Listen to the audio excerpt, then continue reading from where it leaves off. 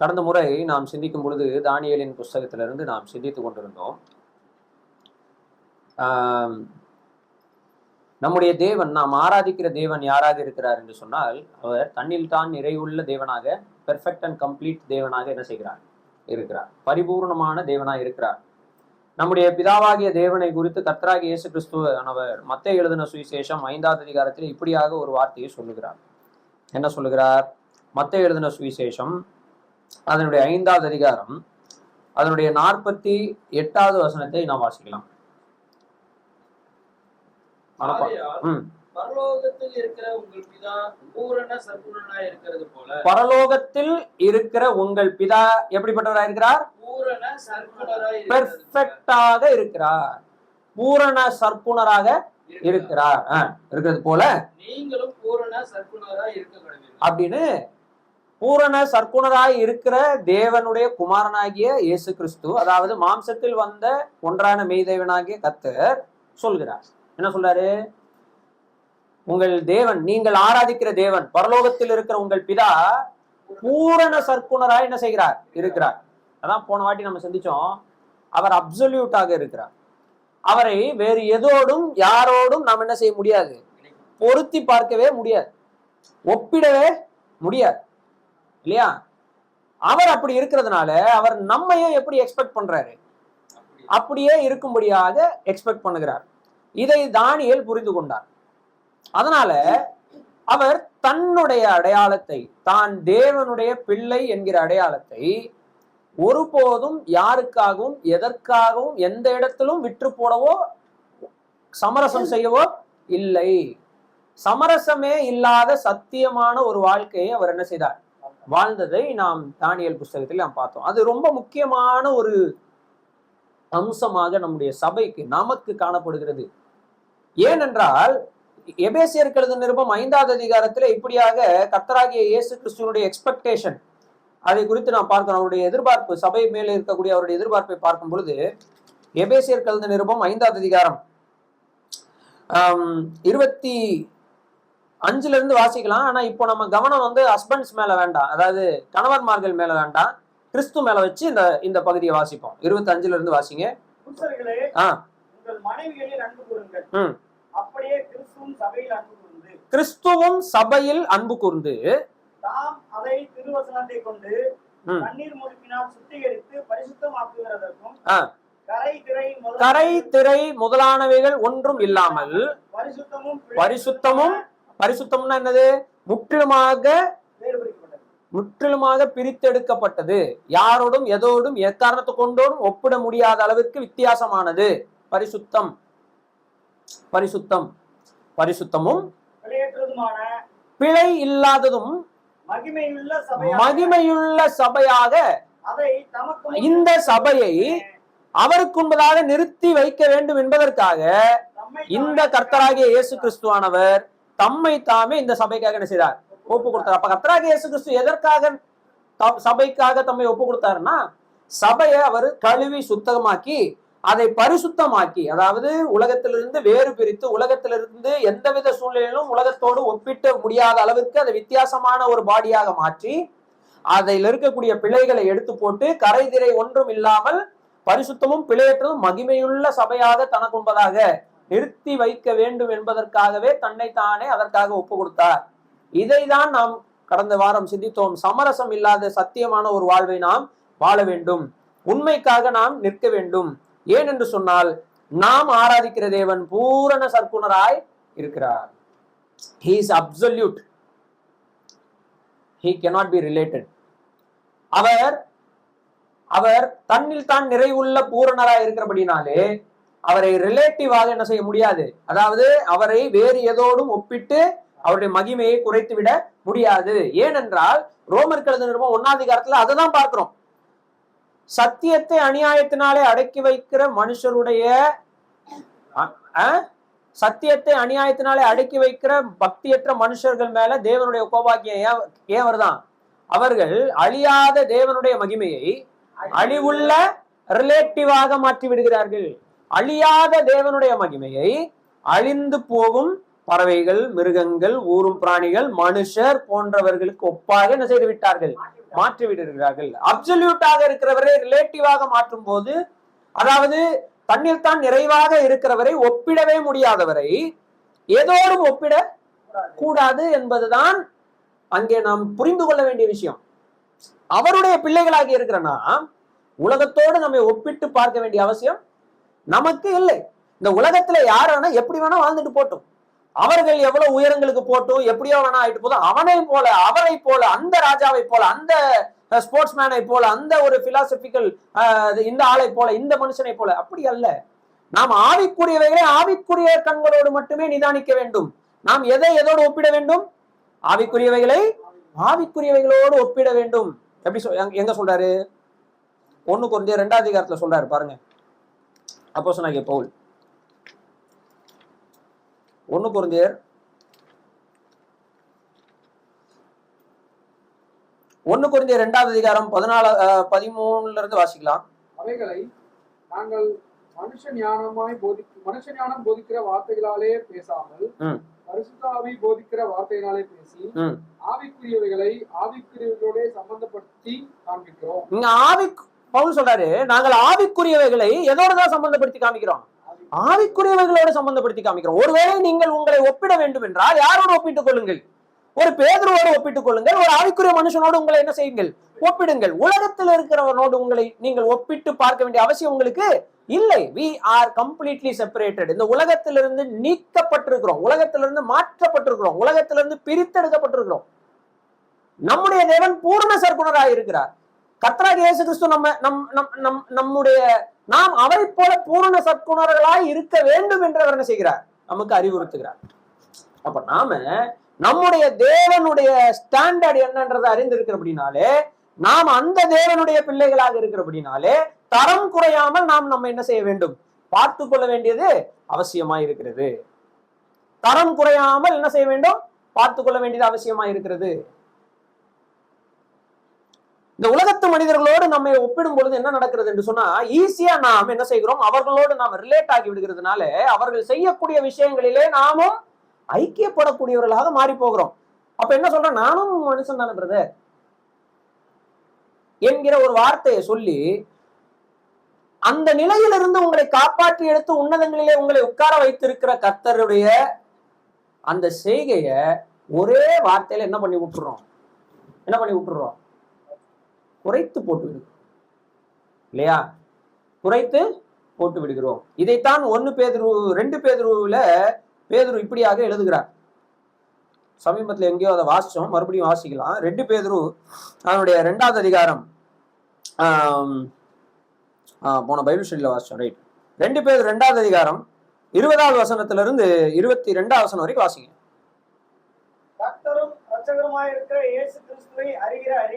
கர்த்தரும் இரட்சகருமாகிய இயேசு கிறிஸ்துவை அறிகிற அறிவினாலே உலகத்தின் அசுத்தங்களுக்கு தப்பினவர்கள் என்ன அர்த்தம்? அதிலிருந்து காப்பாற்றப்பட்டவர்கள், அதிலிருந்து விடுதலையானவர்கள், அதிலிருந்து வெளியே வந்தவர்கள், தப்பினவர்கள். மறுபடியும் அவைகளில் சிக்கிக்கொண்டு ஜெயிக்கப்பட்டால் அவர்களுக்கு இனிமேல் வரப்போகிற நிலைமை, இதுக்கு முன்னாடி அவர்கள் இது தப்பி வருவதற்கு முன்பதாக ஒரு நிலைமை இருந்தது இல்லையா, அந்த நிலைமையை விட கேடுள்ளதா இருக்கும். அதை எப்படி ஒப்பிடுகிறார் பாருங்க. நீதியின் மார்க்கத்தை அறிந்த பின்பு தங்களுக்கு ஒப்புவிக்கப்பட்ட யாரோடும் ஒப்பிட முடியாத கற்பனையை விட்டு விலகுவதை பார்க்கிலும், ஒருவேளை இந்த கர்த்தராகிய இயேசு கிறிஸ்துவை பற்றி அறியாமலே அவங்க வாழ்ந்திருந்தாங்கன்னா அது பெட்டராக இருந்திருக்கும். நாய் தான் எங்கே வாந்தி போட்டதோ அந்த இடத்துக்கு திரும்பி போய் என்னத்தை வாந்தி பண்ணுச்சோ அதை அப்படியே சாப்பிடுற மாதிரியும், கழுவப்பட்ட பன்றி சேற்றுல மறுபடியும் போய் உழன்றது போலவும் உழன்ற திரும்புகிறது போலும் என்று சொல்லப்பட்ட மெய்யான பழமொழியை போல வாழ்க்கை என்ன செய்யுமா? ஆமா. இப்போ நம்ம கம்பாரிசன் நம்ம சொல்றோம் பாத்தீங்களா, நம்ம ரட்சிக்கப்பட்டு தேவனுடைய பிள்ளையாய் வந்ததுக்கு அப்புறம் நானும் சராசரி மனுஷன் தானே பிரதர், சராசரி மனிதர்களாக வாழ்வதற்காகவா தேவன் உங்களையும் என்னையும் இந்த பூமியில இருந்து, இந்த குப்பையிலிருந்து, இந்த வாந்தியிலிருந்து, இந்த அழுக்கிலிருந்து, இந்த மோசமான நிலையிலிருந்து, அழிவிலிருந்து காப்பாத்தினாரு? அவர் பூரண சற்குணராய் வாழ்கிறார், நாமும் பூரண சற்குணராய் இருக்கும்படி அழைக்கிறார். அதை நம்ம முதல்ல என்ன செய்யணும், புரிந்து கொள்ள வேண்டும். இல்லை என்றால் நாம் உண்மையை அநியாயத்தினாலே அடக்கி வைக்கிற மனிதர்களாக என்ன செய்வோம், மாறி போவோம். நாம் அந்த ஸ்டாண்டர்டை விட்டு தரம் குறைந்து விடுகிறோம். தரம் குறைவதை குறித்த எச்சரிக்கையே பேதுரு சொல்லும்போது எப்படி சொல்றாருன்னா ரொம்ப தெளிவாக சொல்லுகிறார். தப்பினவர்கள். அப்பனா ரட்சிப்பு என்பது ஒரு அனுபவமாக என்ன செய்கிறது, இருக்கிறது. ரட்சிப்பு என்பது ஒரு நிலை, ஒரு அனுபவம். இந்த இடத்திலிருந்து மறுபடியும் எங்கிருந்து தப்பி வந்தோமோ அதே விஷயங்களாலே நாம் ஜெயிக்கப்பட்டு விடக் கூடாது என்பதற்காக அந்த பக்கமே போகாம இருக்கிறது நலம் என்பதில் தானியேல் மிக உறுதியாக என்ன செய்தார், இருந்தார். தானியேல் மிக உறுதியாக இருந்தார். சரிங்களா? இதை நாம கற்றுக்கொள்ள வேண்டியது அவசியமாக இருக்கிறது. இதை நாம் கற்றுக்கொள்ள வேண்டியது மிக மிக அவசியமாக இருக்கிறது. சரி, இப்போ தானியேல் தீர்க்கதரிசன புஸ்தகத்துக்கு நான் வரலாம். தானியேலின் புஸ்தகம் அதனுடைய முதல் அதிகாரத்துல அவன் இந்த ராஜா நேபுகாத்நேச்சார் 2வது வசனத்தை வாசிங்க. அப்பொழுது ஆண்டவர் யூதாவின் ராஜாவாகிய யோயாக்கீமையும் தேவனுடைய ஆலயத்தின் பாத்திரங்களில் சிலவற்றையும் அவன் கையிலே ஒப்புக் கொடுத்தார். அவன் அந்த பாத்திரங்களை சினேயார் தேசத்தில் உள்ள தன் தேவனுடைய, எந்த தேசத்தில் உள்ள? சினேயார் தேசம். இதுக்கு முன்னாடி இந்த பேர் எங்கேயா கேள்விப்பட்டிருக்கீங்களா? சினேயார் தேசம், த லேண்ட் ஆஃப் ஷினஹார், எங்கேயாவது கேள்விப்பட்டிருக்கீங்களா? எங்கேயோ கேட்ட மாதிரி இல்ல? ஆதியாமத்துல இருக்கு. போலாமா? ஆதியாமம் 11வது அதிகாரம். ஆதியாமம் 11வது அதிகாரம் முதல் 2 வசனங்களை வாசிப்போம். பூமி எல்லாம், பூமி ஃபுல்லா ஒரே பாஷையும் ஒரே டயலக்டும் இருந்தது. அதாவது ஒரே பாஷையும் ஒரே பேச்சுன்னா என்ன அர்த்தம்னா, சென்னை தமிழ் மட்டும்தான், இந்த மதுரை தமிழ், திருநெல்வேலி தமிழ் அப்படிலாம் கிடையாது. புரிஞ்சுங்களா? ஒரே டயலக்ட், ஒரே விதமான பேச்சு. அப்படின்னா ஒரு பாஷைக்கு பல விதமான பேச்சுகள் இருக்கும் இல்லையா? தமிழ் என்பது ஒரே பாஷை தான். ஆனா சென்னையில அதை வேற மாதிரி பேசுவாங்க, கோயம்புத்தூர்ல அதை வேற மாதிரி பேசுவாங்க, மதுரையில வேற மாதிரி பேசுவாங்க, திருச்சி பக்கம் வேற மாதிரி பேசுவாங்க. ஒரு ஊர் பக்கமும் வேற வேற மாதிரி அதை பேசுவார்கள். ஆனா ஒரே பாஷை. ஆனா இங்க அப்படி இல்லை, ஒரே பாஷை தான் இருந்துச்சு, அதை ஒரே விதமா தான் எல்லாரும் பேசினாங்க. எப்போ இந்த சம்பவம் எப்போ நடக்குது? நோவாவுடைய பேழையினால நோவாவும் அவன் குடும்பமும் தப்பி வந்த பிறகு அவங்க ஒரு பெரிய திரள் கூட்ட ஜனங்களாக என்ன செய்யறாங்க, மாறுறாங்க. சேம், காம், யாபேத் இவர்கள் எல்லாரும் சேர்ந்து மிகப்பெரிய திரள் கூட்டமாக என்ன செய்யறாங்க, மாறி அவங்க என்ன செய்யறாங்க அப்படின்னா, ஒரே குடும்பம் தானே, ஒரே குடும்பத்தில இருந்து இவங்க எல்லாரும் வந்ததுனால இவங்க எல்லாரும் ஒரே மொழியையும் ஒரே பாஷையும் ஒரே பேச்சையும் என்ன செய்யறாங்க, பேசுகிறார்கள். இப்ப என்ன நடக்குது? இந்த ஜனங்கள் எல்லாரும் என்ன பண்றாங்க, கிழக்கே இருந்து அப்படியே பிரயாணம் பட்டு சினேயார் தேசம் என்கிற ஒரு தேசத்திலே ஒரு சமபூமியை பாக்குறாங்க. அங்கே என்ன செய்கிறார்கள், அங்கே செட்டில் ஆகி விடுகிறார்கள். அங்கே என்ன செய்கிறார்கள், குடியிருந்தார்கள். இப்ப அவங்களுக்குள்ள ஒரு எண்ணம் தோன்றுகிறது. செட்டில் ஆயிட்டாலே பல எண்ணங்கள் வரும் இல்லையா? நம்மள அதனாலதான் கர்த்தர் ஓட்டத்திலேயே வச்சுக்கிட்டு இருக்காரு இல்லையா? ஓடிக்கிட்டே இருக்கும்போது எந்த எண்ணமும் இருக்காது, எப்படியாவது என்ன செய்யணும், ஜெயிக்கணும்ன்றது மட்டும் தான் இருக்கும். அதனாலதான் தேவனுடைய பிள்ளைகளுக்கு கர்த்தர் என்ன சொல்லிடுறாரு தெரியுமா? ஆமா, தேவனுடைய பிள்ளைகளுடைய வாழ்க்கையை எப்படிலாம் ஒப்பிட்டு இருக்கு வேதவசனம், சொல்லுங்க பார்க்கலாம். ஓட்டம் என்று சொல்லியிருக்கா? ரோமர் எபிரேயர் 12 ஓட்டம் சொல்லியிருக்கா? ஓட்டம். எபேசியர் 6 போர்க்களம். கிறிஸ்தவ வாழ்க்கைன்றது என்னது, ஒரு போர்க்களம். இது ரெண்டுத்துல செட்டில் ஆக முடியுமா? இந்த ரெண்டுத்திலயும் நீங்க பாத்தீங்க அப்படின்னு சொன்னா ஒரே எய்ம் தான், என்னது, தோக்கணும் இல்லையா? எப்படியாவது இதுல தோத்துறணும்டா அப்படின்னு யாராவது அப்படி ஒருத்தன் போட்டிக்கு வந்தா எப்படி இருக்கும்? நானும் காலை எப்போ மல்யுத்தம் பண்றோம்னு வச்சுக்கோங்க, மேட்சிங் சரியில்லை, என் சைஸ்க்கு இங்க யாரும் இல்லை, நீ என்னோட பெருசா இருக்கடா, 2 பேரும் மல்யுத்தம் பண்றோம், 2 பேரும் தோக்கணும்னு நினைச்சிட்டாங்களாம், எப்படி இருக்கும்? அதை பாக்குற மாதிரி இருக்குமா? அது யுத்தம் மாதிரி இருக்குமா? இல்ல அது ஒரு போட்டியா? ஜெயிக்க வேண்டும் என்கிற எண்ணம் மட்டும்தான் 2 பேருக்கு இருக்கும். கரெக்டா? 2 பார்ட்டிக்கும் ஜெயிக்கணும்ன்ற எண்ணம் தான் இருக்கும். போர்ல அதுதான். ரொம்ப தெளிவா புரிஞ்சுக்குங்க.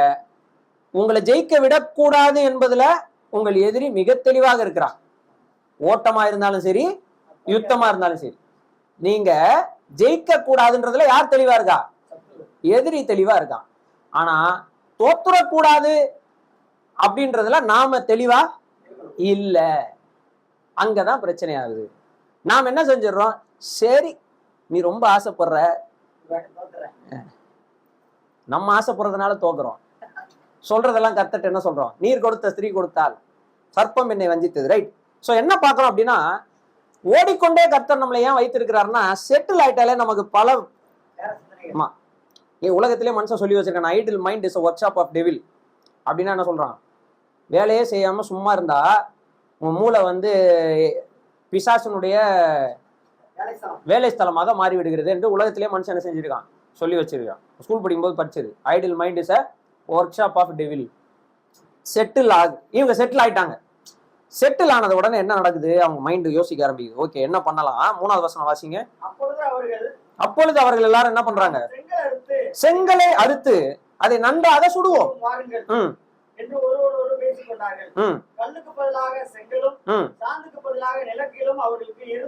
இதுக்கு முன்னாடி அவங்க கல்லை மட்டும் எடுத்து வச்சு என்ன செஞ்சிருக்கிறாங்க? அப்பனா வீடு கட்டி இருக்கிறாங்க.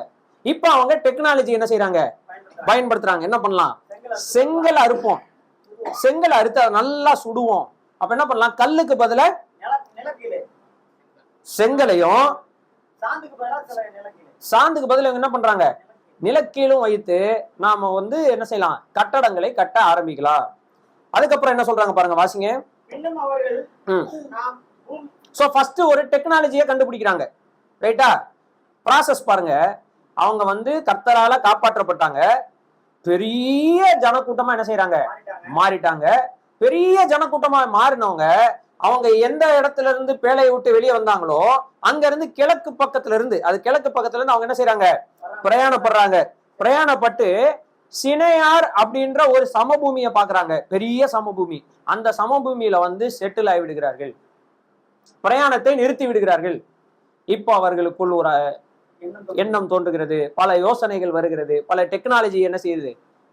உருவாகிறது. அதுல ஒன்று என்னது? ஆமா, வீடு கட்டும் கலை. இல்லையா? செங்கலால் வீடு கட்டும் கலையை அவர்கள் என்ன செய்கிறார்கள்? எத்தனாயிரம் வருஷங்களுக்கு முன்னாடி தெரியுமா அது?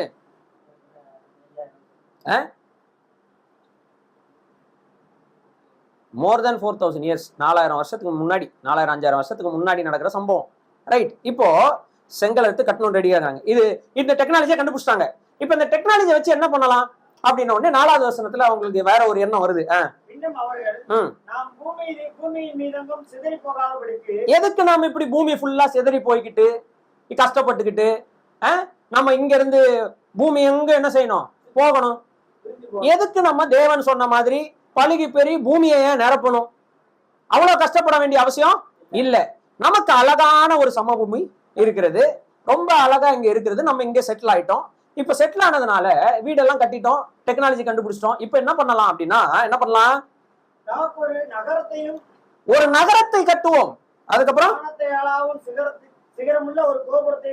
வானத்தை போய் தொடுற அளவுக்கு ஒரு சிகரம் உள்ள ஒரு பெரிய நகரத்தை கட்டுவோம். அந்த நகரத்துல ஒரு கோபுரத்தை கட்ட போறோம். அந்த கோபுரம் வானத்தை போய் என்ன செய்ய போகுது? தொட போகுது. அந்த அளவுக்கு ஹைட்டா கட்ட போறோம். இப்படி நமக்கு ஒரு நேம். எல்லாம் இந்த நேம்ஸ் தான். நேம் இன்னைக்கு வரைக்கும் அது தொத்திக்கிட்டு இருக்குது. இப்படியாக நமக்கு ஒரு நேம் உண்டாக வேண்டும். இப்படியாக நமக்கு ஒரு பேர் உண்டாக வேண்டும். இப்படி நாம் செய்ய வேண்டும், வாருங்கள் என்று சொல்லி அவங்களுக்குள்ள ஒரு ஐடியா என்ன செய்கிறது? உருவாகிறது. இதுல என்ன பிரதர் தப்பு இருக்குது என்று நாம் நினைக்கலாம். ஆனா கர்த்தர் வேற மாதிரி அதை பார்க்கிறார். எப்படி அவர் பார்க்கிறார்? ஏன்னா கர்த்தர் யார் தெரியுமா? அவர் உள்ளிந்திரியங்களை ஆராய்கிறவர். நம்ம எல்லாம் வந்து பாத்தீங்கன்னா மனுஷனோ எதை பார்க்கிறான்? சாமுவேல் கிட்ட தான் சொன்னார், எலியாப் இப்படி நிக்கிறாப்புல, சம்மா இப்படி இருக்காப்புல, எல்லாம் இப்படி இருக்கிறாங்க, ஆட்ட சாட்டமா பயங்கரமா இருக்காங்க.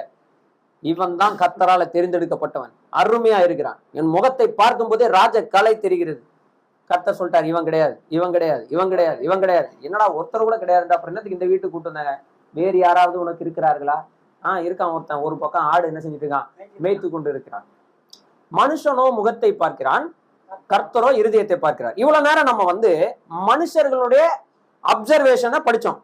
இப்ப கர்த்தர் எப்படி அதை பார்க்கிறாருன்னு என்ன செய்ய போறோம், படிக்க போறோம். அதுதான் சரியா இருக்குமா இல்ல இப்போ இவங்க இங்க நம்ம வாசிச்சது சரியா இருக்குமா?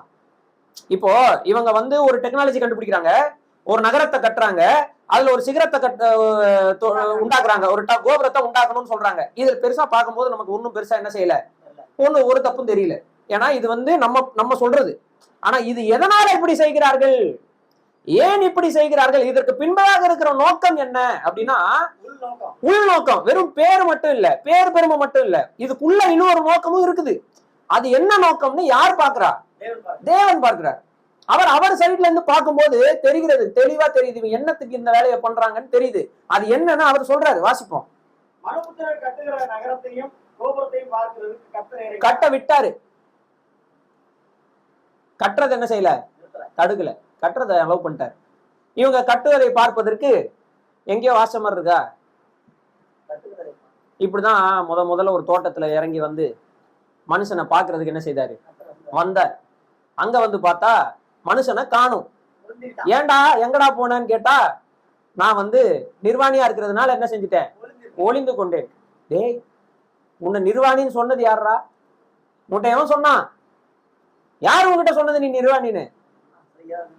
செய்யாதன்னு சொன்னதை செஞ்சிட்டியா, புசிக்க கூடாதுன்னு சொன்னதை புசிட்டியா அப்படின்னு கேட்டு அவனை உணர்த்துகிறார். அந்த பகுதியை வாசிச்சோம். இப்போ இதே மாதிரி கர்த்தர் என்ன செய்யறாரு, இவனை வேலை பார்க்க விடுறாரு. வேலை பார்க்க விட்டுட்டு அவர் இறங்கி வந்து பாக்குறாரு, எப்படி இவர்கள் கட்டி இருக்கிறார்கள் என்பதை பார்க்கிறார்.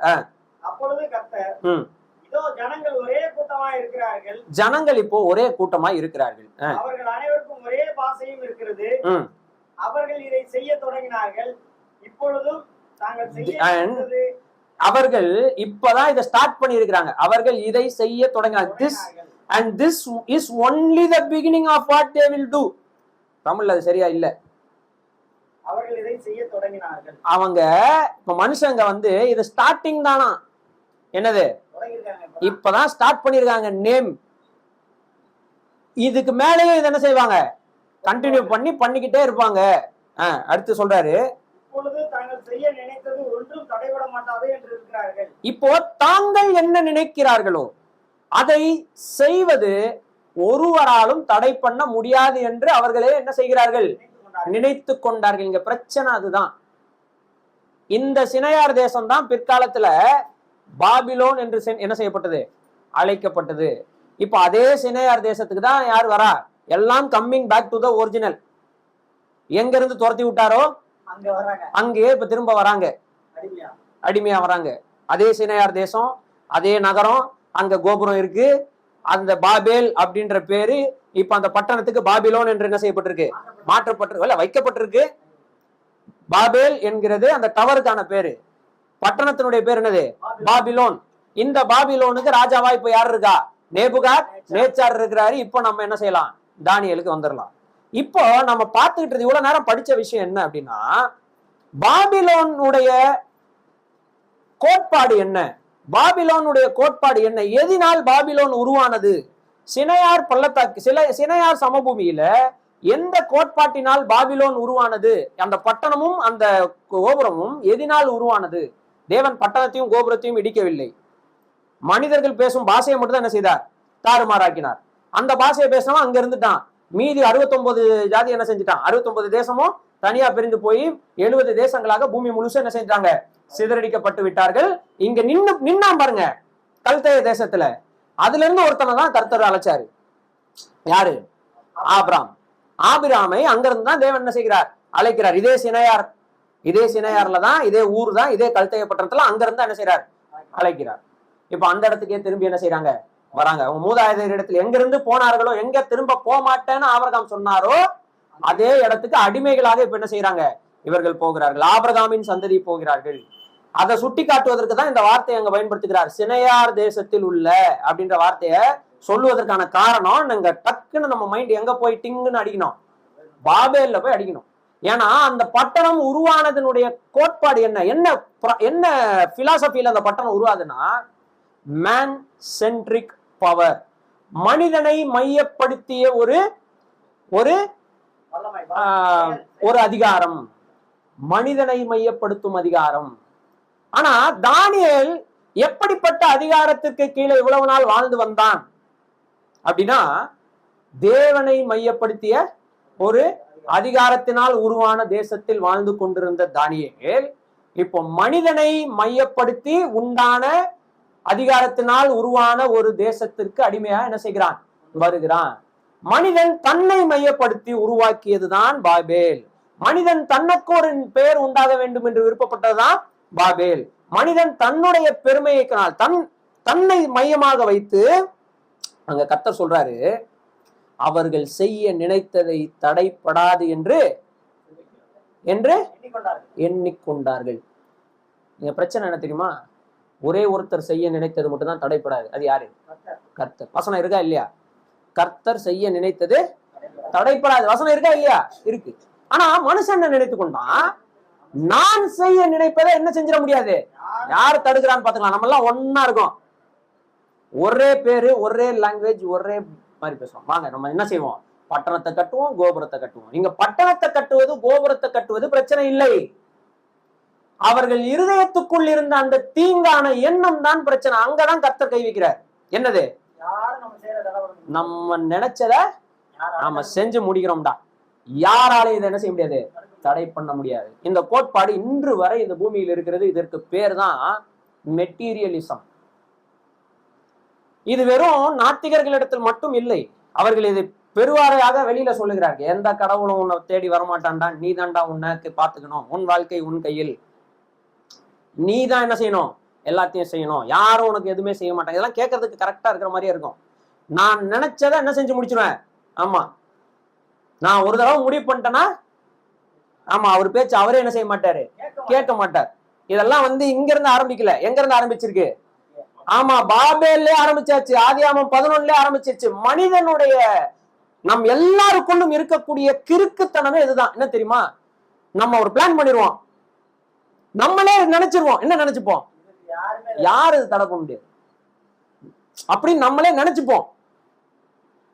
அதுதான் பிரச்சனை, அதுதான் பிரச்சனையே. அங்க மேன் சென்ட்ரிக் பிலாசபி, மனிதனை மையப்படுத்திய தத்துவம், இது இந்த உலகத்தை இன்னைக்கு என்ன செய்து கொண்டிருக்கிறது, ஆக்கிரமித்து கொண்டிருக்கிறது. இந்த தத்துவத்தினால என்னென்ன விளைவுகள் ஏற்படுகிறது தெரியுமா? என்னென்ன விளைவுகள் ஏற்படுகிறது தெரியுமா? மனிதன் தன்னை தேவனை விட மேலாக என்ன செய்து விடுகிறான், உயர்த்தி விடுகிறான். மனிதன் தன்னை தேவனை விட மேலாக உயர்த்தி விடுகிறான். விழுந்து போன மனிதன் தன் விழுந்த நிலையை உணராமல் போகிறான். விழுந்து போன மனிதன் விழுந்து இருக்கிறேன்றத என்ன செய்யாம போயிடுறான், உணராமல் போறான். நான் வீழ்ச்சி அடைந்தவன் என்கிற எண்ணம் அவனுக்குள் இல்ல. அந்த எந்த எண்ணத்தை வைத்து அதை மேற்கொள்கிறான்னா, என்னால எல்லாமே செய்ய முடியும். செல்ஃப் கான்பிடன்ஸ் கேட்டிருக்கீங்களா? என்ன நம்பிக்கை? அது நன்னம்பிக்கை அல்ல, அது நல்ல நம்பிக்கை அல்ல. ஏனென்றால் நாம் வீழ்ச்சி அடைந்தவர்கள். நாம் யாரு? பைபிள் தெளிவாக சொல்லுகிறது, நாம் பாவிகள். நாம் நாம் பாவிகளாக இந்த உலகத்திலே வாழுகிறவர்கள். நாம் விழுந்து போனவர்கள். நாம் நம்மை பெருமையாக எண்ணிக்கொள்வதில் நமக்கு எந்த ஒரு மேன்மையும் இல்லை. இதைதான் ஜனங்களுக்கு, மனிதனுடைய தாழ்மை இந்த இடத்துல மாறி அவன் பெருமை உள்ளவனாய் என்ன செய்து விடுகிறான், ஆகி விடுகிறான். அப்ப இந்த தத்துவம் உள்ள கோட்பாடு உள்ள ஒரு நகரத்துக்கு தான் தானியேலும் அவனுடைய நண்பர்களும் என்ன செய்யப்படுகிறார்கள், அழைத்து வரப்படுகிறார்கள். அந்த ஊர்ல அவங்க பார்க்கறதெல்லாம் என்ன தெரியுமா? நெக்ஸ்ட் திங், மனிதன் தன்மேல் நம்பிக்கை வைப்பதனால் வந்த விளைவுகள். they started to worship technology. அவர்களுடைய கண்டுபிடிப்புகளை ஆராதிக்க ஆரம்பித்து விடுகிறார்கள். ஆமாவா இல்லையா? அவர்களுடைய கரத்தின் கிரியைகளை, அதற்கு பேர் தான் விக்கிரகம். அது பொம்மையா தான் இருக்கணும்ன்ற அவசியம் இல்ல. அது தத்துவமா கூட இருக்கலாம், அது நானா கூட என்ன செய்யலாம் இருக்கலாம், என்னுடைய கண்டுபிடிப்பாக என்ன செய்யலாம் இருக்கலாம். ஆனால் நான் கஷ்டப்பட்டு கண்டுபிடித்து விட்டு அந்த கண்டுபிடிப்பை எனக்கு மேலாக என்ன செய்து விடுகிறேன், வைத்து விடுகிறேன். they started to worship technology. அவங்க என்ன பண்றாங்கன்னா செங்கல் அறுத்து வீடு கட்டுறது எப்படின்றத கண்டுபிடிச்சிட்டாங்க. இப்ப என்ன பண்றாங்க, அதை முன்னிறுத்துறாங்க, அதை மையப்படுத்தி ஒண்ணு கட்டுறாங்க. அப்ப அவங்க மனசுக்குள்ள ஒரு தாட்டு வருது, இனி நம்மளை யாரால என்ன செய்ய முடியாது, தடுக்கவே முடியாது. பாருறா, நம்ம எப்படி வரப்போறோம்னு மட்டும் பாரு, நம்ம எப்படி உயர்றோம்னு மட்டும் பாரு, ஒருத்தரும் நம்மளை பார்க்க முடியாது பாரு நம்மள. இதெல்லாம் ரொம்ப பாசிட்டிவாக மோட்டிவேஷனலாக இருக்கிற மாதிரி தோன்றும், ஆனால் அது உண்மை இல்ல. ஏன்னா இதுல இருக்கிற ஆபத்து என்ன தெரியுமா, நான் விழுந்து போனவன் என்கிற உண்மையை மறைத்து விடுகிறோம், மறந்து விடுகிறோம். நான் விழுந்து போனவன்ற எண்ணம் எனக்குள்ள இருந்தாதான் எனக்கு உதவி தேவைன்ற எண்ணமே எனக்குள்ள என்ன செய்யும் வரும். எனக்கு என்ன, எனக்கு நல்ல மூளை இருக்கு, உழைக்க தெம்பு இருக்கு, கையில காசு இருக்கு இல்லையா, என்னென்ன அதெல்லாம் சொல்றாங்க மனிதர்கள் இல்லையா, எல்லாம் இருக்கு. இதை வைத்து நான் தான் என்ன செய்யறேன், உழைக்கிறேன், என் சம்பாத்தியத்தை நான் சம்பாதிக்கிறேன், நான் உழைக்கிறேன், நான் செய்கிறேன், என் விருப்பத்தை நான் செய்வேன், உன் விருப்பத்தை நீ செய். என் விருப்பம் என்னவா இருக்கும் தெரியுமா, உன் விருப்பம் என் விருப்பமாக இருக்க வேண்டும் என்று என் விருப்பம் இருக்கும். இப்ப நான் என்ன செய்வேன், இப்பொழுது இந்த கோட்பாடு இம்பீரியலிசமாக மாறுகிறது, அதாவது சர்வாதிகாரமாக என்ன செய்கிறது மாறுகிறது. ஆனா சொல்றது என்ன சொல்றது, உன் மனசுக்கு என்ன தோணுதோ அதை நீ என்ன பண்ணு செய்யு. நான் என்ன சொல்லுவேன், என் மனசுக்கு தோன்றத செய்வேன். என் மனசுக்கு என்ன தோணுது தெரியுமா, பை ஆக்சிடென்ட். என் மனசுல என்ன தோணுதோ அதுதான் உனக்கும் தோணணும்னு தோணுது. புரிஞ்சுச்சா புரிஞ்சுச்சா இப்படிதான் இம்பீரியலிசம் உருவாகிறது இந்த உலகத்துல. இம்பீரியலிசம் உருவாகிறது, அதாவது எம்பையர்ஸ், என்ன எம்பையர்ஸ் என்ன சொல்றது, பேரரசுகள் உருவாகிறது. இவனுங்கெல்லாம் ஓரமா சீனாயார்ல ஒரு இடத்துல ஒழுங்கா ஒரு பட்டணத்தை கட்டி நல்ல சயின்ஸ் டெக்னாலஜி ஆஸ்ட்ரானமி மியூசிக்ல இருந்து எல்லாத்தையும் வளர்ந்துருக்கானுங்கல்ல, அவனுங்க பாட்டுக்கு அமைதியா வாழ்ந்துட்டு போனான்ல. நோ, நான் அசீரியாவை பிடிப்பேன், நான் போய் யூதேயாவை பிடிப்பேன், நான் போய் அந்த பக்கம் ஸ்பானியாவை பிடிப்பேன், இந்த பக்கம் போய் அதை பிடிப்பேன், இந்த பக்கம் போய் இதை பிடிப்பேன். ஏன் எல்லாத்தையும் பிடிச்சிட்டு வந்து எல்லாருடைய தனித்தன்மையின்படி அவர்களை வாழறதுக்கெல்லாம் இவனுக்கு விருப்பம் இல்ல. நேபுகாத் நேச்சர் என்னதான் பண்ணணும், இவன் என்ன விரும்புறானோ அதை தான் எல்லாரும் செய்யணும். இதைதான் நம்ம டிக்டேட்டர்ஷிப்னு சொல்றோம், சர்வதிகாரம்னு சொல்றோம், இதைதான் ஹிட்லர் குணம்னு சொல்றோம். கரெக்டா? இது எங்க இருந்து ஸ்டார்ட் ஆகுது, நான் நினைத்ததை ஒருத்தனாலும் நிறுத்த முடியாது என்கிற எண்ணத்துல ஸ்டார்ட் ஆகுது. இப்படி ஒவ்வொருத்தரும் பூமியில நினைச்சா என்ன ஆகும், அதுதான் பாபேல்ல நடந்தது.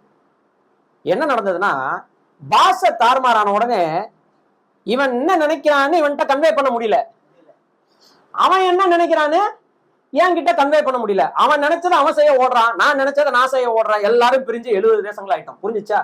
இது கர்த்தர் இப்ப என்னத்தை உணர்த்தினார் மனுஷனுக்கு, எப்பா நீ செய்வதை மையப்படுத்தி உன் திட்டத்தை மையப்படுத்தி ஒரு விஷயத்தை நீ துவக்கினாய் என்றால் அது எங்க போய் முடியும், குழப்பத்தில் தான் முடியும், நீ அழிந்து போவாய் என்பதை மனிதனுக்கு காட்டினார். இதுலயும் தேவனுடைய கிருபை தான் இருக்கிறது.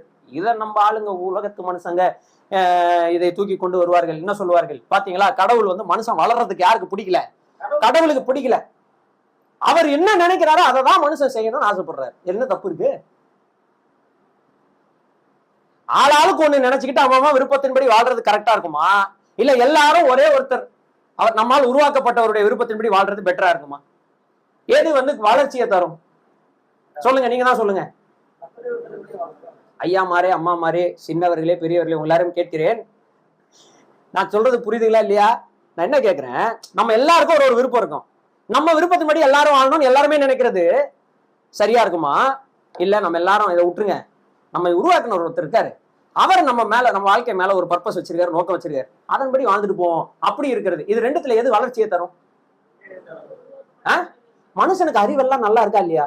எவ்வளவு கண்டுபிடிப்புகளை கண்டுபிடித்து வைத்திருக்கிறாங்க, எவ்வளவு விஷயங்கள் இல்லையா? ஒவ்வொரு விஷயம் நம்ம உட்காந்துருக்க சேர்ல இருந்து, நம்ம போட்டிருக்கிற துணியில இருந்து, அதுல அந்த கைண்ட் ஆஃப் துணி இல்லையா, பட்டுல இருந்து துணி எடுக்கிறான் இல்லையா, எதெல்லாம் இப்ப பிளாஸ்டிக்ல இருந்தெல்லாம் என்ன செய்கிறான், நூல் எடுக்கிறான். என்னென்னவோ விஷயங்களை மனிதன் கண்டுபிடித்து எவ்வளவு கற்பனைகளை செய்து எவ்வளவு அறிவை தேவன் தந்திருக்கிறார். இதை எல்லாத்தையும் ஒருமுகப்படுத்தி, கர்த்தாவே இவ்வளவு அறிவை நீர் எங்களுக்கு தந்திருக்கிறீர், நாங்கள் என்ன செய்ய சித்தமா இருக்கிறீர்னு பவுல் மாதிரி கேட்டுட்டோம்னு வச்சுக்கோங்க, இந்த உலகம் எப்படி சொர்க்கமா இருந்திருக்கும் இல்லையா, எப்படி இருந்திருக்கும். அதை விட்டுட்டு எனக்கு அறிவு இருக்கு, என் அறிவை நான் பயன்படுத்துறேன், உன் அறிவை நீ பயன்படுத்து, என் விருப்பத்தின்படி நான் செய்யறேன், உன் விருப்பத்தின்படி நீ செய்யணும் சொல்லிட்டு என் விருப்பத்தை எப்படி மாத்திடுறது தெரியுமா? நான் நினைக்கிறதா நீயும் செய்யணும்னு மாத்திட்டு அவன் அதே தான் நினைப்பான், இவன் அதே தான் நினைப்பான். இப்படியே எல்லாரும் நினைச்சா ஒருத்தர் விருப்பத்தையும் ஒருத்தரும் செய்ய மாட்டான், எல்லாரும் பிரிஞ்சு போயிடுவோம். இப்படிதான் இந்த பாபேல் என்ன செய்தது?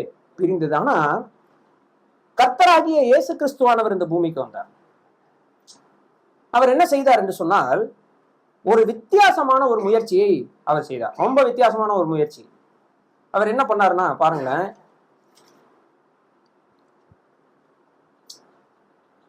மத்தேயு எழுதின சுவிசேஷம். எல்லாரும் இந்த உலகத்துல கோடிக்கணக்கான மனிதர்கள் வாழ்ந்து கொண்டிருக்கும் பொழுது அவரும் ஒரு மனிதராக இந்த பூமிக்கு என்ன செய்கிறார்? உட்பிரவேசிக்கிறார் இல்லையா? அவரும் ஒரு மனிதராக இந்த பூமிக்குள்ள உள்ள வர்றார். இப்ப உள்ள வந்துட்டு என்ன பண்றாரு? மனிதர்களோடு கூட என்ன செய்கிறார்? வாழ்ந்தார். மனிதர்களோடு கூட வாழ்ந்தார். நன்மை செய்கிறவராக என்ன செய்தார்? சுற்றி திரிந்தார். அநேக உபதேசங்களை மனிதன்னா எப்படி இருக்கணும் அப்படின்றத கற்றுக் கொடுத்தார். கடவுள் யார் என்பதை மனிதன் புரிந்து கொள்ளத்தக்க நிலைமையிலே தொடுகிற தூரத்திலே அவர் என்ன செய்தார்? வாழ்ந்தார். இதெல்லாம் பண்ணிட்டு கடைசியா பாருங்க 26வது அதிகாரம் மத்தேயுல அதனுடைய 39வது வசனத்தை வாசிங்க. சற்று அப்புறம் போய் முகங்குப்புற விழுந்து, என் பிதாவே, இந்த பாத்திரம் என்னை விட்டு நீங்க கூடுமானால் நீங்கும்படி செய்யும், ஆகிலும் என் சித்தத்தின்படி அல்ல உம்முடைய சித்தத்தின்படியே ஆக கடவுள் என்று ஜெபம் பண்ணினார். உலக வரலாற்றில் முதலாக ஒரு மனிதன் இப்படி ஜெபம் பண்ணியிருக்கிறார். யாரு?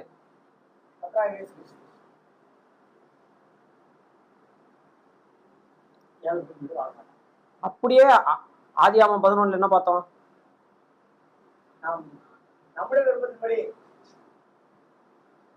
ஆனா இந்த பூமியில இறங்கி வந்த தேவன் மனிதனா இறங்கி வந்து அவர் சொல்லாரு, என்னுடைய சித்தத்தின்படி அல்ல. இதன் விளைவாக என்ன ஆச்சு? அவர் கொல்லப்பட்டார்.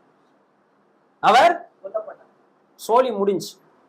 அண்ணா பிரதர், நீங்க கர்த்தருடைய சித்தத்தின்படி வாழ்ந்தான், கர்த்தருடைய சித்தத்தின்படி செய்கிறோனா என்றென்றைக்கும் இருப்பான் அப்படின்னு சொல்றீங்களே, இல்லையே செத்து போயிட்டாரு அப்படின்னா, நாம் பிதாவினுடைய சித்தத்தை செய்தால் பிதா தமது சித்தத்தை என்ன செய்வார்? நிறைவேற்றுவார். அவர் தமது சித்தத்தை எப்படி நிறைவேற்றினார்? ரோமர் 8ல வாசிக்கிறோம். தேவன் தம்முடைய ஆவியானவரை கொண்டு யாரை எழுப்பினார்? கர்த்தராகிய இயேசு கிறிஸ்துவை மரித்தோரில் இருந்து உயிரோடு எழுப்பினார். உயிரோடு எழுப்பி 40 நாள் வந்து பூமியில் என்ன செய்தார்? சுற்றி திரிந்தார். சுற்றி திரிந்து பரலோகத்துக்கு என்ன செய்தார்? ஏறி போனார். ஏறி போன பிறகு 10 நாள் பிறகு அவர் தேற்றவாளனாகிய பரிசுத்த ஆவியானவர் இந்த பூமிக்கு வருகிறார். இப்ப என்ன நடக்குது அப்படின்னு சொன்னா, அப்போஸ்தலர் நடவடிக்கைகள் 2வது அதிகாரத்துல ஒரு சம்பவம் நடக்கிறது. என்ன நடக்கிறது? அவர் 4வது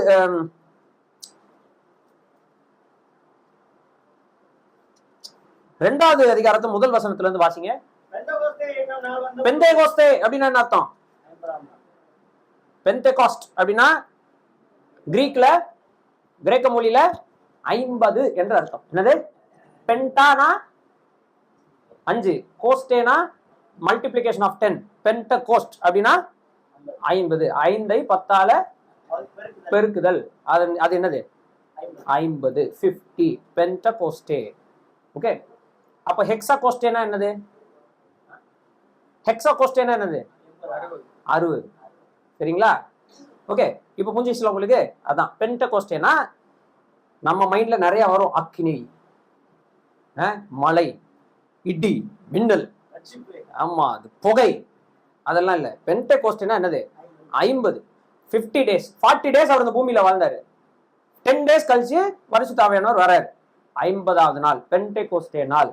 அது ஒரு பண்டிகை. பழைய ஏற்பாட்டிலே லேவியராகமம் 23வது அதிகாரத்துல வாசிச்சீங்கன்னா, இந்த 50வது நாள் கொண்டாடப்படக்கூடிய ஒரு பண்டிகை. 7 into 7 எவ்வளோ? 49. 7 ஓய்வு நாள்களை முடித்து 7 ஓய்வு நாள்கள் முடிஞ்சா 49 வந்துடும். அந்த 49 முடிச்ச அடுத்த நாள், வாரத்தின் முதலாம் நாள் 50வது நாள். அன்றைக்கு என்ன செய்வாங்கன்னா, அவர்கள் அர்ப்பின் முதற் பலன்களை என்ன செய்வாங்க? கொண்டு வருவாங்க. எங்க? தேவனுடைய சமூகத்துல கொண்டு வருவாங்க. உயிர்த்தெழுந்தவர்களின் முதற்பலனாகிய கர்த்தராகிய இயேசு கிறிஸ்துவானவர் இப்போ இந்த வாரத்தில் முதலாம் நாள் என்ன செய்கிறார்னா தன்னுடைய பரிசுத்த ஆவியானவர் அந்த பூமிக்கு அனுப்புகிறார். அந்த பரிசுத்த ஆவியானவர் வரும்போது இவங்க எல்லாரும் ஒரே இடத்தில் கேதராக இருந்தார்கள். எங்கேயோ வாசிச்ச மாதிரி இருக்கா? எங்க வாசிங்க? இப்பதான் வாசிங்க இல்லையா? ஒரே இடத்திலே இவர்கள் எல்லாரும் இருந்தார்கள். இப்ப என்ன நடந்தது? சடன்லி வாசிங்க 2வது வசனம். அப்பொழுது பலத்த காற்று அடிக்கிற முழக்கம் போல வானத்திலிருந்து ஒரு சடுதியாய் ஒரு முழக்கம் உண்டாகி, காத்தெல்லாம் வரல, சத்தம் தான். ஆமா, வந்து உட்கார்ந்திருந்த வீடு முழுவதும் நிரப்பிச்சு. அப்போ இந்த ரூம் ஃபுல்லா என்ன செய்யுது? பயங்கரமா சவுண்ட் கேக்குது. ஓகே, அடுத்து அல்லாமலும் அக்கினிமயமான நாவுகளை போல பிரிந்திருக்கும் நாவுகள் போல. அக்கினிமயமான நாவுகள்னு போடல, பாக்குறதுக்கு எப்படி இருந்துச்சு? அக்னிமயமான நாவுகள் போன கேண்டிலுக்கு மேல இருக்கும் பாத்தீங்களா, நாக்கு ஷேப்லயே எரியும்ல, அதே மாதிரி இருந்தது போல. It's not fire, it's looking like fire. அப்படி எல்லாருடைய தலை மேலையும் வந்து என்ன செய்தது? அமர்ந்தது. காணப்பட்டு அவர்கள் ஒவ்வொருவர் மேலும் வந்து அமர்ந்தது.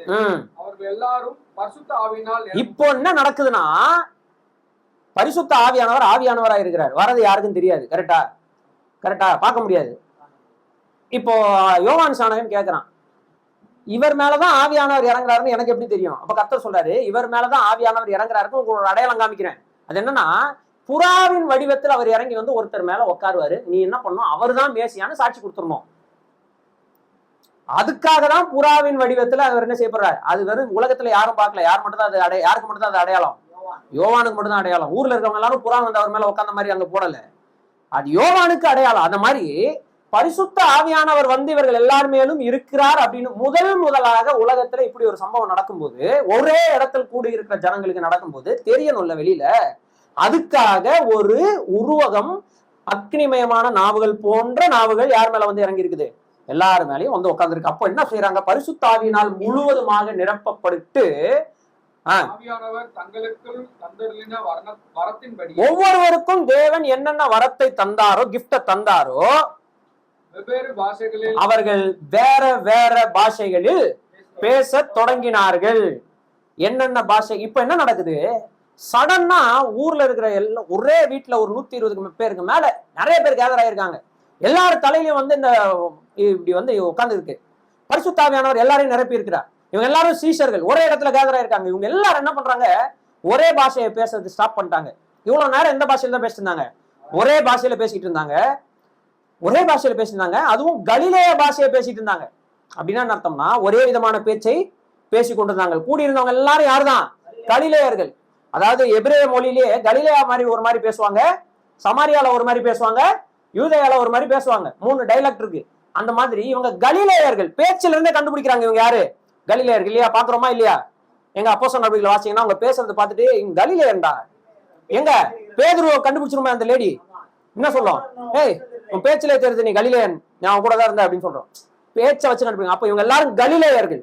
இவங்க எல்லாரும் ஒரே விதமான பேச்சை பேசுகிறார்கள், ஒரே பாஷையை பேசுகிறார்கள். இப்ப இவங்க எல்லாரும் மேலும் பரிசுத்த ஆவியானவர் இறங்கின உடனே இங்க வெவ்வேறு பாஷைகளை பேசுகிறார்கள். பேசுனதுனால என்ன ஆயிடுச்சுன்னா, ஆதியாகமம் 11 அவங்க எல்லாரும் என்ன ஆயிடுச்சு? ஒருவருக்கு ஒரு சண்டை போட்டு பிரிஞ்சு போய் 70 தேசங்களாக என்ன செய்து விட்டார்கள்? பிரிந்து விட்டார்கள். ஆனா இங்க அந்த மாதிரி எதுவும் நடக்கல. இதுல இருந்து என்ன புரியுதுன்னா, பாஷைகள் தாறுமாறானது ஜனங்களுடைய பிரிவுக்கு காரணம் இல்ல. என் விருப்பத்தின்படி நான் செய்வேன் என்று ஒவ்வொருவரும் நினைத்ததுதான் அவன் பிரிந்து போனதற்கான காரணம். ஆனா இங்க ஒரே இடத்துல ஒரே பேச்சையும் ஒரே பாஷையும் பேசிக் கொண்டிருந்தவர்கள் எல்லாரும் ஒரே இடத்துல இருக்கும்போது சடனா வேற பாஷைகள் என்ன செய்கிறார்கள்? பேசுகிறார்கள். ஆனா இந்த இடத்துல எந்த குழப்பமும் நடக்கவில்லை.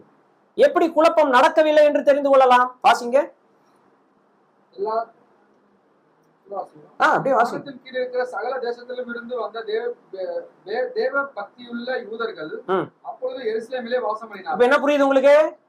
கர்த்தர் வந்து சரியான ஒரு சந்தர்ப்பம் என்ன செய்யறாரு? வானத்தின் கீழே இருக்கிற 70 தேசங்களிலிருந்தும், அதாவது சகல தேசத்திலிருந்தும் அங்க வாசம் பண்ணி கொண்டிருந்த யூதர்கள். ஏன்னா இதுக்கு முன்பதாக யூதர்களை தேவன் எல்லா தேசத்துக்கும் என்ன செய்தார்? சிதற பண்ணினார். இப்ப அந்தந்த ஊருக்கு போய் அவங்க என்னென்ன பாஷை தான் பேசிட்டு இருந்தாங்க?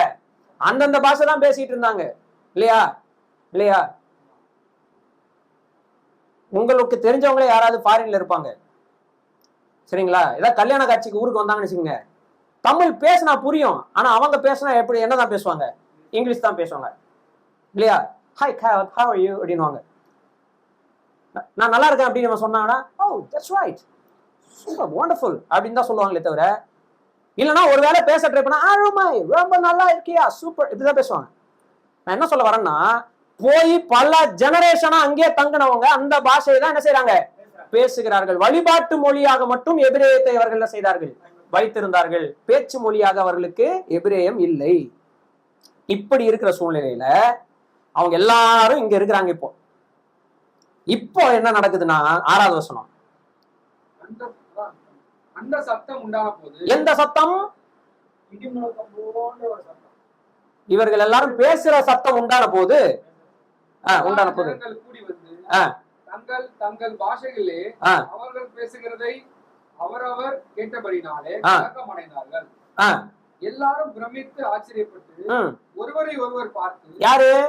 இந்த பல தேசத்துல இருந்து வந்தவங்க எல்லாரும் ஒருவர் பார்த்து பேசுகிறவர்கள் எல்லாரும் கலிலேயர்கள். கண்டுபிடிச்சாங்க பாத்தீங்களா? பேசுறவங்க எல்லாம் யாரு? கலிலேயன் அல்லவா? அப்படி இருக்க நம்மில் அவரவர்களுடைய ஜென்ம பாஷையிலே நம்முடைய தாய் மொழிகளிலே இவர்கள் பேச கேட்கிறோமே, இவர்கள் பேசுவதை நம்மால் கேட்க முடிகிறது. இது எப்படி? பார்த்தரும் மேதரும் எலாமித்தியரும் மெசபொத்தோமியரும் யூதேயரும் கப்பதோக்கியாரும் பொந்து ஆசியா பிர்கியா பம்பிலியா எகிப்து லிபியா சிரேனே ரோமாபுரியிலிருந்து வந்த யூத மார்க்கத்தமைந்தவர்களும் யூதர்களும் கிரேத்தர்களும் அரேபியர்களும் ஆகிய இவர்கள் எல்லாரும் அவர்களுடைய ஒரிஜினல் லாங்குவேஜ்ல இவர்கள் சூப்பர். அப்படின்னா என்ன அர்த்தம்னா, இவங்க எல்லாரும் வேற வேற விஷயங்களை பேசல, இவங்க எல்லாரும் எதைதான் பேசியிருக்காங்க? ஒரே விஷயத்த பேசியிருக்காங்க. இப்ப புரிஞ்சுச்சா டிஃபரன்ஸ்?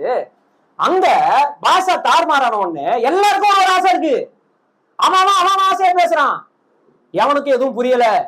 ஆனா இங்க இவர்கள் எல்லாரும் ஒரே ஆவி கீழாக ஞானஸ்தானம் பண்ணப்பட்டபடியினால் அந்த ஆவியானவர் சொல்லுகிறதை மட்டுமே இவர்கள் பேசினபடியால் தேவனுடைய சித்தத்தை செய்கிற வார்த்தைகள் இவர்கள் வாயிலிருந்து வருகிறபடினால குழப்பம் இல்லாதபடி ஒரே இடத்துல பல லாங்குவேஜ் அட் அ டைம் பேசினாலும் அவனுக்கு அவன் லாங்குவேஜ்ல கரெக்டா போய் ஒரே விஷயம் போய் என்ன செய்யுது? சேருகிறது. தேவனுடைய மகத்துவங்கள் சுவிசேஷம் இங்க இவர்கள் எல்லாருக்கும் அவங்க ஜென்ம பாஷையில போய் என்ன செய்யுது? சேருது. அப்போ இவங்க எல்லாரும் பார்த்து ஆச்சரியப்படுறாங்க. ஆனாலும் சில பேர் இருப்பாங்க இல்லையா, தீஸ் பாபேல் கைஸ், அவனுங்க என்ன பண்ணுவானுங்க? 13வது வசனத்துல சொன்ன மாதிரி சொல்லுவாங்க, மற்றவர்களோ, மற்றவர்கள் யாருன்னா அந்த யூதேயால இருக்கிறவங்க, அவங்களுக்கு தெரியாது இல்லையா? ஆமா, இவங்கதான் சிலுவையில் அரைஞ்ச கூட்டம் இல்ல, அவங்க இருப்பாங்க. என்ன பண்றாங்க? குடிச்சிட்டு பேசுறாங்க அப்படின்னு சொல்லிட்டு, ஆனா அவன் லாங்குவேஜ் கரெக்டா என்ன செய்யுது? கேக்குது. இப்ப என்ன நான் சொல்ல வரேன் அப்படின்னு சொன்னா, அப்ப சபை என்பதை தேவன் உருவாக்கின விதத்தை நீங்க பாத்தீங்கன்னா எப்படி உருவாக்குனாரு? ஒன்னா இரு, பட்டணத்தை கட்டு, கோபுரத்தை கூட கட்டு, பிரச்சனை இல்லை, ஆனா நீ ஆவியினால நிறைந்தவனா இரு, என் விருப்பத்தை இந்த பூமியில செய். இயேசு கிறிஸ்துவானவர் ஜெபிக்கும் போது அப்படிதான் கற்றுக் கொடுத்தார். என்னது? பரலோகத்திலே உம்முடைய சித்தம் செய்யப்படுவது போல பூமியிலே செய்யப்படுவதாக. இப்படி இங்க உட்கார்ந்து இருக்கிற ஒவ்வொருவரும் பரலோகத்திலே தேவனுடைய சித்தம் எப்படி செய்யப்படுகிறதோ அப்படி பூமியில செய்யப்படுவதற்கு நம்ம ஒப்பு கொடுத்தா 1000 பேர் உட்கார்ந்தாலும் 10,000 பேர் உட்கார்ந்தாலும் நமக்கு கொஞ்சம் கூட குழப்பம் என்ன செய்யாது? வராது. சார்லி கர்க் என்று சொல்லக்கூடிய தேவ மனுஷன் இப்போ செத்த போது ஸ்டேடியமா கிரவுண்டா லட்சக்கணக்கான மக்கள் ஒன்று கூடி தேவனை என்ன செய்தார்கள்? ஆராதித்தார்கள். ஒரு குழப்பம் கூட எங்கேயும் என்ன செய்யல? வரல.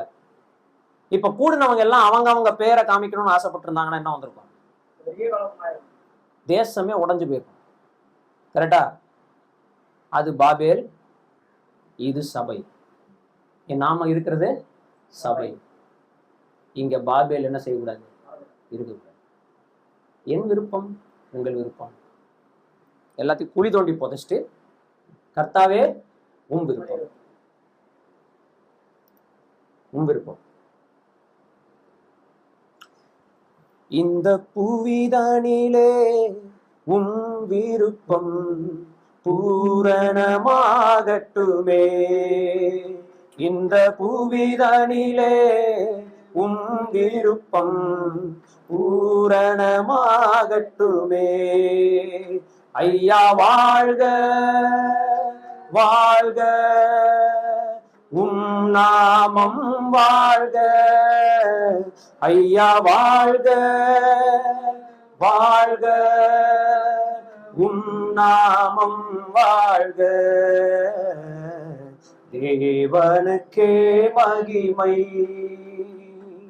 தெய்வத்திற்கே மகிமை. என்னை தேடி வந்து மீட்டவரே, தினம் உமக்கே மகிமை. என்னை தேடி வந்து மீட்டவரே, தினம் உமக்கே மகிமை. எங்கள் மேல் கிருபையாயிருக்கிற எங்கள் தேவனாகிய கர்த்தாவே, உம்முடைய திருவுளத்தின்படி உம்முடைய சித்தத்தின்படி இந்த அண்ட சராசரங்களை படைத்து அதிலே பூமியிலே எங்களை வைத்து அதை ஆளுகை செய்யும்படியாக எங்களை வைத்த போது உமக்கு துரோகம் இழைத்து பாவம் செய்த எங்களை உம்முடைய சித்தத்தை செய்யும்படியாக இந்த பூமிக்கே வந்து எங்களுடைய நிலைமை எடுத்துக்கொண்டு, என்னுடைய சித்தம் அல்ல உம்முடைய சித்தமே ஆக கடவுது என்று சொல்லி எங்கள் பாவங்களை சுமந்த எங்கள் இரட்சகருக்காக நாங்கள் ஸ்தோத்திரம் செலுத்துகிறோம்.